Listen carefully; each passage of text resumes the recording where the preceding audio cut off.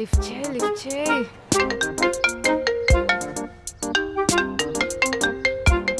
సుబ్బు, బుద్ధుందా నీకు అసలు? ఇంటికి గెస్ట్ వస్తున్నారని చెప్పనక్కర్లేదా? మార్నింగ్ ఎలా ఉన్నానో తెలుసా? ఆయన ఏమనుకుని ఉంటారు? మన విషయం తెలుసా అసలు? లేకపోతే ఇక్కడ కూడా నీకు ఫ్రెండేనా?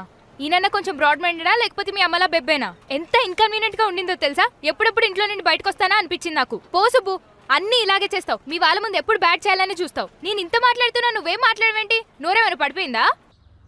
సుబ్బు ఫోన్ మర్చిపోయి వెళ్ళాడమ్మా. వచ్చాక నువ్వు చెప్పింది యాజ్ ఇట్ ఈజ్ చెప్తాను. Don't worry.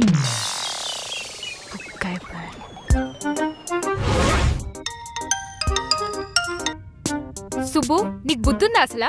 తీసుకెళ్లి ఆ ఫోన్ హుసేన్ సాగర్ లో పడి ఎన్నిసార్లు మర్చిపోతావు? నువ్వు అనుకోని పాపం ఆ పెద్దాయని పొద్దున ఎలా తిట్టానో తెలుసా? చా, ఆయన ఎంత ఫీల్ అయి ఉంటారో.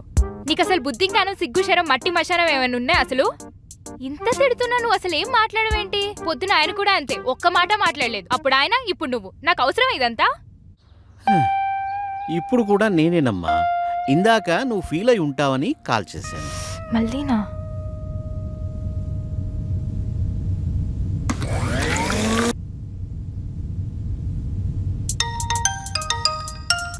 బా, ఫైనలీ సుబ్బు.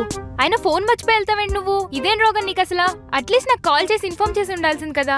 మార్నింగ్ ఎంత ఇష్యూ అయిందో తెలుసా? 2 times మీ అంకుల్ దగ్గర బుక్ అయ్యాను. మన సంగతి ఆయనకు తెలుసో లేదో తెలియదు కానీ ఇప్పుడు మాత్రం క్లియర్ గా తెలిసిపోయింది.